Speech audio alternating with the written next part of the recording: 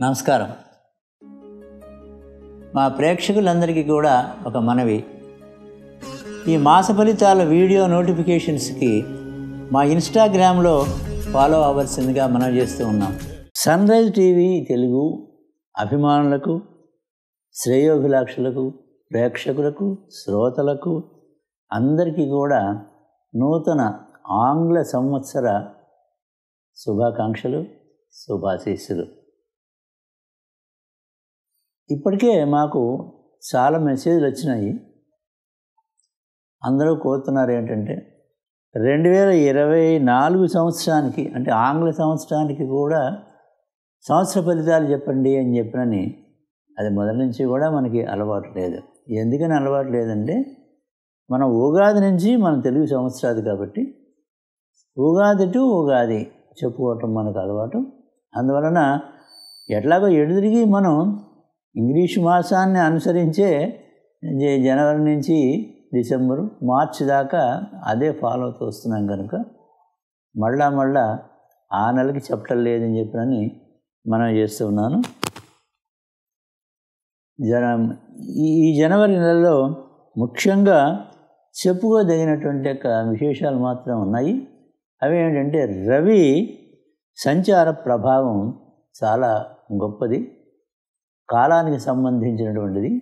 జనవరి మనకి 15వ తారీఖు మకర సంక్రమణం జరుగుతుంది. అంటే రవి మకర రాశిలో ప్రవేశం చేస్తాడు. ఆయన 30 రోజులకి, రోజుకి 30 రోజుల్లో ఒక్కొక్క రాశిలో సంచారం చేస్తూ ఉంటాడని మనకు తెలుసు అందరికి కూడా. అలాగే ఇప్పుడు ఆయన సంచారం చేస్తూ ధనుర్రాశిలో ఇప్పుడు ప్రస్తుతం ఉన్నాడు. అందుకనే ధనుర్మాసం చేస్తున్నాం మనం, నెలపట్టు అంటారు. ఇది అయిపోయిన తర్వాత నెక్స్ట్ ఆయన మకర రాశిలో ప్రవేశం చేస్తాడు. మా మకర రాశిలో ప్రవేశం చేయటం అనేటప్పటికీ ఒక ప్రకృతి అంతా కూడా చక్కగా ఆనందమయంగా ఉంటుంది, వెలుగు మార్గం జ్యోతికం అవుతుంది. అది చాలా ముఖ్యమైనటువంటి యొక్క ఇది. ఇక్కడి నుంచి 6 నెలలు, అంటే జనవరి 15 దగ్గర నుంచి కూడా జూలై వరకు కూడా వెలుగు మార్గం. ఈ యొక్క ఉత్తరాయణ పుణ్యకాలం ఉత్తరాయణం. ఈ ఉత్తరాయణ కాలం తర్వాత కర్కాటక రాశిలో ప్రవేశించినప్పుడు దక్షిణాయనం వస్తుంది. ఇది చాలా పవిత్రమైనటువంటి యొక్క విశేషం. మకర రాశిలో ప్రవేశించడం, అదే మకర సంక్రాంతి పండుగ మనం చేసుకుంటాం.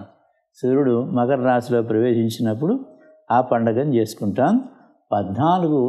ఈ జనవరి 14 రాత్రి 2:40 దగ్గర నుంచి కూడా రవి మకర రాశిలో ప్రవేశిస్తాడు. మకర రాశిలో ప్రవేశించడానికి వెనక రోజు భోగి అని చెప్పని చేసుకుంటాం మనం.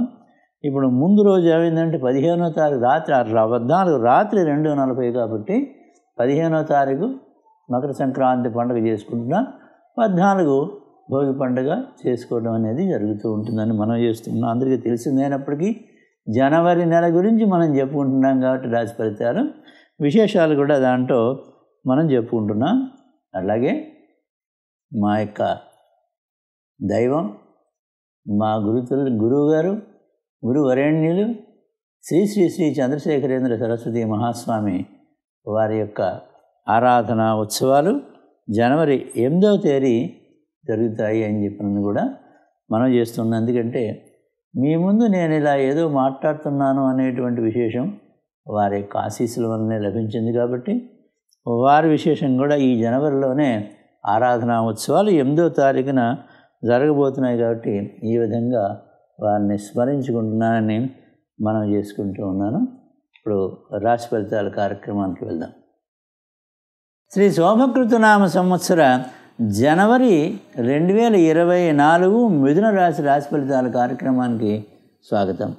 హరి ఓం. గురుబ్రహ్మ గురుర్విష్ణు గురుర్దేవో మహేశ్వర గురు సాక్షాత్ పరం బ్రహ్మ తస్మై శ్రీ గురవే నమః.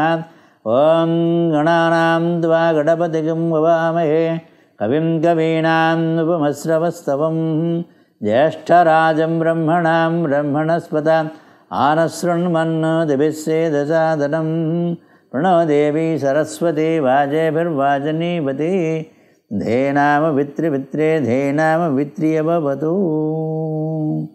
శ్రీ గురుభ్యో నమః. శ్రీ మహాగణాధిపతిభ్యో నమః. వాగ్దేవి మహాసరస్వత్యై నమః. జనవరి 2024 నెలకి మిథున రాశి ఫలితాలు చెప్పుకుందాం. ఈ మాసంలో అంటే ఈ జనవరి 2024 జనవరి మాసంలో గురువు శుభుడుగా ఉన్నాడు మిథున రాశి వారికి. అలాగే బుధుడు కూడా శుభంగానే ఉన్నాడు. గురువు శుభుడు కనుక ధనాదాయం బాగా ఉంటుంది, ఆరోగ్యం పర్వాలేదు బాగానే ఉంటుంది, విద్యార్థులకు విద్య బాగానే వస్తుంది, మంచి ర్యాంకులతోటి పాస్ అవుతారు. అలాగే కుటుంబంలో సుఖ సంతోషాలు ఉంటాయి. భార్యాభర్తలు ఇద్దరు కూడా చక్కగా అన్యోన్యమైనటువంటి దాంపత్యాన్ని అనుభవిస్తూ ఆ సంసారాన్ని ఏ విధంగా ప్లాన్ చేసుకుని ఇద్దరు కూడా వాళ్ళ మనసు విప్పి మాట్లాడుకుని సంసారాన్ని వాళ్ళిద్దరూ కూడా చక్కగా లీడ్ చేసుకుంటారు, బాగుంటుంది. ఆ గృహ లక్ష్మి తాండవిస్తూ ఉంటుంది. నిరుద్యోగులకి ఉద్యోగాలు వచ్చేటువంటి అవకాశాలు కనపడుతున్నాయి. తర్వాత సంతానాభిలాషులకి సంతానం కలిగేటువంటి అవకాశాలు కూడా కనపడుతూ ఉన్నాయి. గృహంలో శుభకార్యాలు కలిసి వస్తాయి. తర్వాత బంధుమిత్రుల సమాగమం సంతోషాన్ని ఇస్తుంది.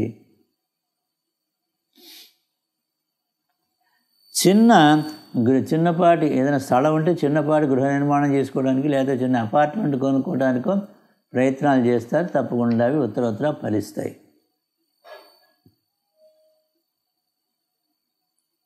తర్వాత వ్యాపార ప్రయోజనాలు ఉంటాయి. ఎందుకంటే బుధుడు బాగా ఉన్నాడు అన్నాం కదండి, అందువల్ల దానికి వివరణ అన్నమాట ఇది. ఆహార నియమాలు పాటించడం అవసరం. ఎందుకంటే ఆరోగ్యం బాగా ఉన్నప్పటికీ కూడా మిగతా గ్రహాల యొక్క అనుకూలత ఎలా ఉందో మనం చూసుకుని దాన్ని బట్టి మనం చెప్పుకోవాలి. కాబట్టి ఆహారం జాగ్రత్తగా ఆహార నియమాలు పాటించడం మంచిది.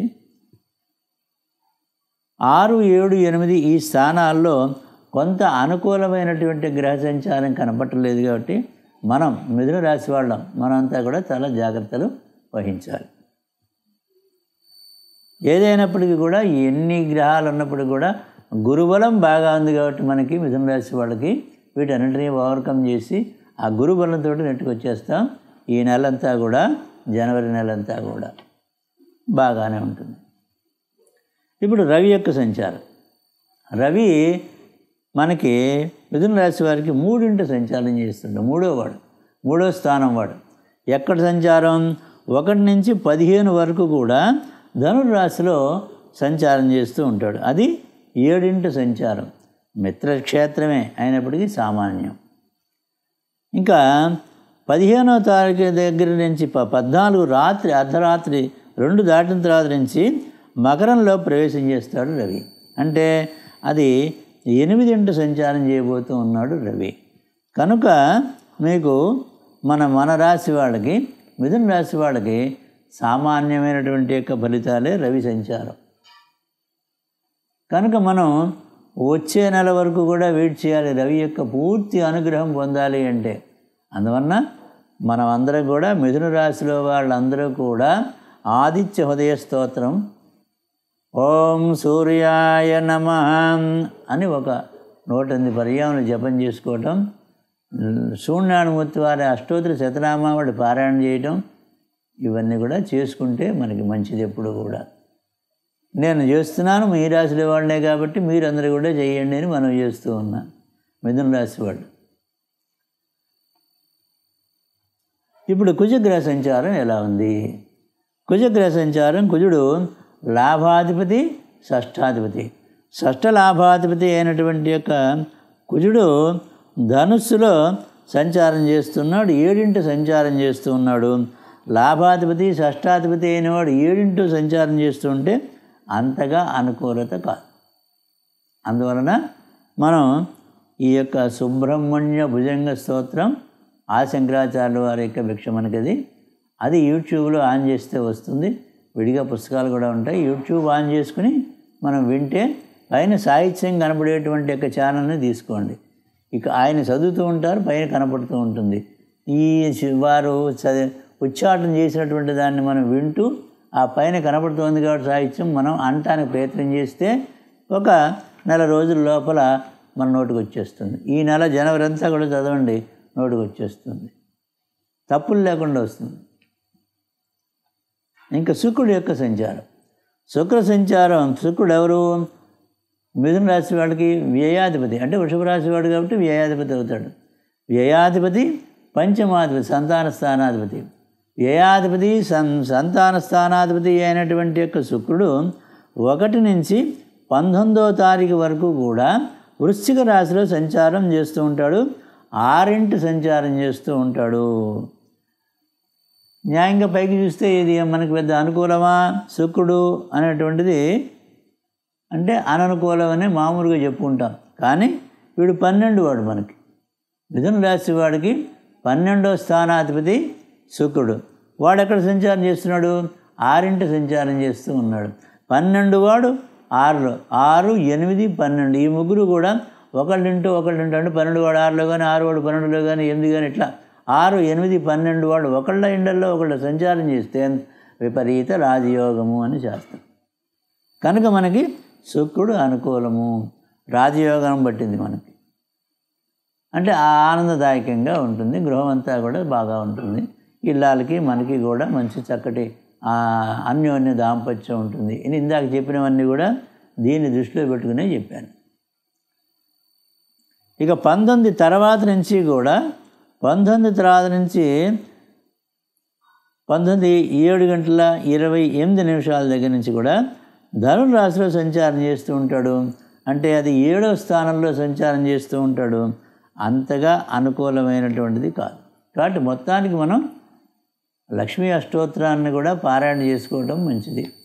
ఒక 5-10 నిమిషాలు, 5 నిమిషాలు 6 నిమిషాల కంటే ఎక్కువ పట్టదు. అప్పుడు మనకి ఆ యొక్క శుక్రుడి యొక్క అనుగ్రహం లభిస్తుంది పూర్తిగా. ఇప్పుడు బుధ గ్రహానికి వెళ్దాం. బుధుడు 1-4 వాడు. 1-4 వాడు అంటే 1 అంటే ఏమిటి? మన రాశ్యాధిపతి బుధుడు అని అర్థం. రాశ్యాధిపతి బుధుడు. 1-8వ స్థానం వాడు, 4వ స్థానం వాడు అయినటువంటి యొక్క 1-4 అయినటువంటి యొక్క బుధుడు 1 నుంచి 8వ తారీఖు వరకు కూడా వృశ్చిక రాశిలో సంచారం చేస్తూ ఉన్నాడు.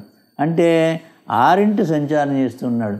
ఏ రాశి వారికి అయినప్పటికీ కూడా బుధుడు కనుక 6వ స్థానంలో కనుక సంచారం, అంటే చంద్రుడి రాశి నుంచి 6వ స్థానంలో కనుక సంచారం చేస్తూ ఉండేటట్లయితే గౌరవ మర్యాదలు ఉంటాయి అని చెప్పినని ఉంది. మన్ననలు ఉంటాయి. వారు ఏ పని చేసినప్పటికీ కూడా నలుగురికి ఉపయుక్తమయ్యేటువంటి మంచి పనులు చేస్తారు. ఆ మంచి పనుల మూలంగా వాళ్ళకి అందరూ కూడా వారిని గౌరవిస్తారు, మంచి మాటలు చెప్తారు. చెప్పినటువంటి మాటను వాళ్ళు ఆచరించి ముందర అవతల వాళ్ళకి చెప్తారు. కనుక వారంటే మంచి గౌరవం ఉంటుంది మార్కెట్లో అందరికీ కూడా. ఆధ్యాత్మికంగా కూడా వాళ్ళు చాలా ముందుకు వెళ్తూ ఉంటారు.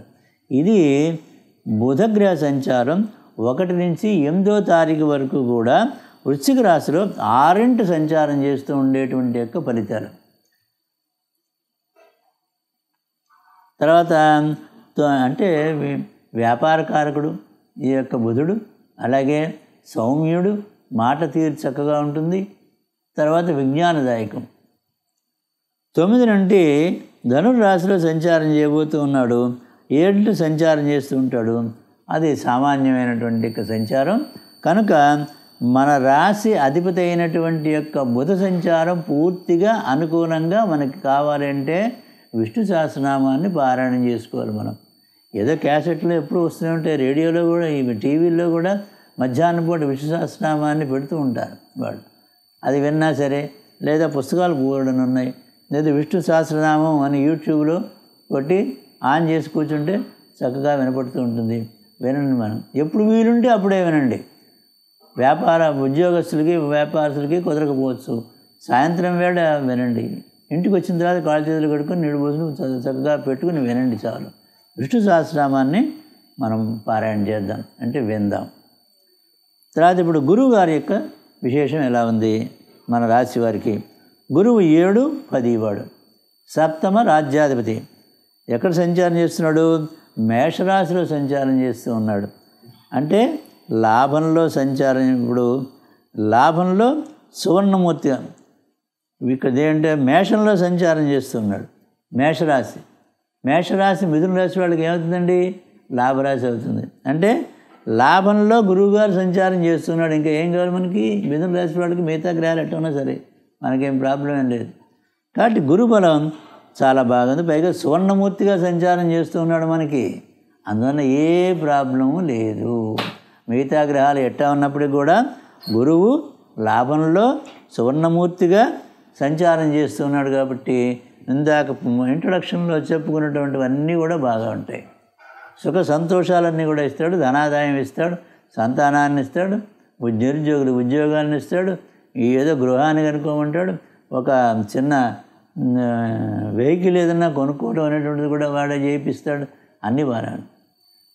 గురుబలం చాలా బాగా ఉంది. కాబట్టి మన గురుబలం బాగా అంటే తిరుగులేదు ఈ మిథున రాశి వారికి. తర్వాత శని అష్టమ భాగ్యాధిపతి మనకి మిథున రాశి వారికి కుంభంలో ఇప్పుడు సంచారం చేస్తున్నాడు, భాగ్యంలో సంచారం చేస్తూ ఉన్నాడు, సువర్ణమూర్తిగా సంచారం చేస్తున్నాడు. ఇంకేం కావాలి మనకి? గురువు అద్భుతంగా ఉంది సంచారం. అట్లాగే శని కూడా అద్భుతంగా ఉంది. శని సంచారం కూడా చాలా బాగా ఉంది. భాగ్యంలోనే సంచారం చేస్తున్నాడు. భాగ్యాధిపతి భాగ్యంలో సంచారం చేస్తున్నాడు. పైగా సువర్ణమూర్తిగా సంచారం చేస్తున్నాడు. మనకి ఏ భాగ్యానికి కుదరలేదు ఏమండి. తర్వాత రాహు యొక్క సంచారం. మీనంలో సంచారం చేస్తూ ఉన్నాడు రాహు. అంటే 10ంట సంచారం చేస్తూ ఉన్నాడు. అలా ఎక్కడ లోహమూర్తిగా సంచారం చేస్తూ ఉన్నాడు. ఇక్కడ కొద్దిగా ఎక్స్ప్లెనేషన్ మనం పెట్టుకోవాలి. అంటే ఓవరాల్గా చూసినట్టయితే లోహమూర్తిగా 10ంట సంచారం చేస్తున్నాడు కాబట్టి అది మనకి అత్యంత అనుకూలమైనటువంటిది కాదు అని చెప్పారు అనాలి. అయితే రాహు ఇప్పుడు ఏ నక్షత్రంలో సంచారం చేస్తూ ఉన్నాడు? మీనరాశిలో ఉండే నక్షత్రాలు ఏమిటి? పూర్వభాద్ర, ఉత్తరాభాద్ర, రేవతి. వీడు రివర్స్లో వస్తాడు కాబట్టి రేవతి నక్షత్రం 4వ పాదంలో సంచారం చేస్తూ ఉన్నాడు ఇప్పుడు రాహు. రేవతి నక్షత్రానికి ఇప్పుడు మిథున రాశిలో ఉండే నక్షత్రాలు ఏమిటండి? మిథున రాశి నక్షత్రాలు మృగశిర, ఆరుద్ర, పునర్వసు. ఇందులో ఈ ఆరుద్ర నక్షత్రం వారికి మాత్రం అనుకూలంగా ఉంటుంది. ఎందుకంటే ఆరుద్ర నక్షత్రానికి రేవతి నక్షత్రానికి అంటే రాహు సంచారం చేసే నక్షత్రానికి ఎఫినిటీ ఉంది, సంబంధం ఉంది, మంచి సంబంధం. కాబట్టి ఆరుద్ర వారికి అనుకూలంగానే ఉంటుంది రాహువు. మిగతా ఈ 2 నక్షత్రాలు మృగశిర, పునర్వసు వీళ్ళకి కొంతవరకే బాగుంటుంది. కాబట్టి దుర్గా స్తోత్రాలు చదువుకోండి. అంటే ఆరుద్ర వాళ్ళు దుర్గా స్తోత్రాలు చదవద్దని నా యొక్క అభిప్రాయం కాదు. సమయం ఉంటే మీరు కూడా మనం కూడా చదువుకోవచ్చు. ఇప్పుడు కేతు యొక్క సంచారం కన్యారాశిలో 4ంట లోహమూర్తిగా సంచారం చేస్తూ ఉన్నాడు. ఇది కూడా అంత అనుకూలమైనటువంటిది కాదు అని చెప్పననే అనాలి. ఇప్పుడు ధర్మ సూక్ష్మంలోకి వెళదాం. ధర్మ సూక్ష్మం ఇప్పుడు ఈ కేతు ఏ రాశి నక్షత్రంలో సంచారం చేస్తున్నాడు? కన్యారాశిలో చేస్తున్నాడు. కన్యారాశిలో ఉండే ఏ నక్షత్రం? చిత్తా నక్షత్రం 2వ పాదంలో సంచారం చేస్తున్నాడు కేతువు. ఈ చిత్తా నక్షత్రం మిథున రాశిలో ఉండేటువంటి నక్షత్రాలకి ఏమిటి సంబంధం ఏమన్నా ఉందా? మిథున రాశిలో ఉండే ఏమిటండి మనకి నక్షత్రాలు? 3 నక్షత్రాలు. ఒకటి మృగశిర, ఆరుద్ర, పునర్వసు. ఈ 3 నక్షత్రాలకి చిత్తా నక్షత్రానికి మంచి సంబంధాలు ఉన్నాయి. కనుక కేతువు గోచార రీత్యా లోహమూర్తిగా 4ంట ఉన్నప్పటికీ కూడా కేతువు సంచారం చేసేటువంటి యొక్క నక్షత్రానికి మిథున రాశిలో ఉండే నక్షత్రాలకి బాగా ఉంటుంది. కాబట్టి కేతువు అనుకూలంగా ఉంటాడు. ఇంత పరిశోధన చేయాలి. లేకపోతే కేతువు మీకు ఏమి ఉపయోగపడ్డు అని చెప్పేసేస్తారు చూసారా. అందువలన ఆ రీత్యా ఈ నక్షత్రాలకి వీళ్ళకి బాగా ఉంటుంది. కాబట్టి ఓవరాల్గా మిథున రాశి వారికి కేతు సంచారం బాగానే ఉంటుంది. పట్టుదలతోటి కార్యసాధన చేస్తారు. ధార్మికమైనటువంటిది, ఆధ్యాత్మికమైనటువంటి విశేషాల్లో పాల్గొంటారు. ఇప్పుడు విద్యార్థులకి బాగానే ఉంది, ఉద్యోగస్తులకి బాగుంది, ఉపాధ్యాయులకి బాగా ఉంది, వ్యాపారస్తులకి బుధుడు కూడా అనుకూలించాడుగా, ధన కారకుడైన గురువు బాగున్నాడుగా, వాళ్ళకి బాగానే ఉంది. తర్వాత వ్యవసాయదారులకి సామాన్యం, న్యాయవాదులకి పర్వాలేదు. అలాగే వైద్యులకి కూడా పర్వాలేదు. ఇప్పుడు స్త్రీలకి, కళాకారులకి, వాళ్ళకి ఫస్ట్ హాఫ్ 20వ తారీఖు వరకు కూడా బ్రహ్మాండంగా ఉంది. చేతి వృత్తిదారులకి బాగానే ఉంది. తర్వాత వృద్ధులందరికీ కూడా మనం బయటికి, ఎందుకంటే కుజుడి యొక్క అనుగ్రహం సంపూర్ణంగా లేదు కాబట్టి ఇప్పుడు ఒక కర్ర ఊతంగా పెట్టుకోవటం, పక్కన ఏమన్నా ఉంచుకుని వేయటం. ఎందుకంటే ఎక్కువగా వృద్ధులందరికీ కూడా వర్టిగో వచ్చేటువంటి అవకాశాలు ఉంటాయి. తూరుడు అంటారే, అది వర్టిగో ఎక్కువ వస్తుంది. ఆ వయసును బట్టి నరాలు అరిగిపోతాయి, ఎముకలు అరిగిపోతాయి, పట్టుత్వం ఉండదు. కాబట్టి మనం బయటికి వెళ్ళటమే తప్పు. అత్యవసరం అయితేనే మనం కదలాలి. మనం అందరం కూడా వయసు మళ్ళినటువంటి వాళ్ళం. ఎవరినైనా ఒకరిని చేయూత పట్టుకుని సహాయంతో వెళ్ళాలి అని చెప్పి మనం చేస్తూ ఉన్నాం. మాసాధిపతులు మృగశిర 3, 4 పాదాలు వారికి 1 నుంచి 12 వరకు శుక్రుడు, 13 నుంచి బుధుడు మాసాధిపతులుగా ఉన్నారు. మీరు సుబ్రహ్మణ్య భుజంగ స్తోత్రం ఆది శంకరాచార్యుల వారిది చక్కగా చదువుకోండి. అలాగే లక్ష్మీ అష్టోత్తరాన్ని పారాయణ చేసుకోండి. విష్ణు సహస్రనామాన్ని పారాయణ చేసుకోండి. తర్వాత ఆరుద్ర నక్షత్రం వారికి 1 నుంచి 12 వరకు కూడా రవి మాసాధిపతి, 13 నుంచి గురువు మాసాధిపతి. ఆరుద్ర నక్షత్రం వారు చక్కగా దుర్గామాత యొక్క ఆరాధన చేయాలి. దుర్గామాత యొక్క స్తోత్రాలు పారాయణ చేసుకోండి. ఆపదుద్ధారక దుర్గా స్తోత్రం ఒకటి ఉంటుంది, దుర్గా ద్వాదశనామ స్తోత్రం ఉంది, అర్జునకృత దుర్గా స్తోత్రం ఉంది, చాలా ఉన్నాయి. ఇలాంటివి చాలా ఉంటాయి. అది దుర్గా స్తోత్రములు అని ఒక పుస్తకం ఉంటుంది, అది తీసుకోండి. యూట్యూబ్ ఆన్ చేస్తే మిగతా కూడా వస్తూ ఉంటాయి. దుర్గా కవచం ఉంటుంది, యూట్యూబ్ ఆన్ చేస్తే చాలా ఉన్నాయి. వాటిల్లో ఏదో ఒకటి చదువుకోండి. టైం ఉన్నవాళ్ళు అన్నీ చదువుకుంటూ ఉండండి. తర్వాతనేమో సూర్య ఆరాధన చేయండి. ఆదిత్య ఉదయ స్తోత్రం, అలాగే ఓం సూర్యాయ నమః అని ఒక 108 పర్యాలు జపం చేసుకోవడం చేయండి. గురు స్తోత్రం కూడా చదువుకోండి. దక్షిణామూర్తి స్తోత్రం వీలుంటే చదువుకోండి. పునర్వసు నక్షత్రం వారికి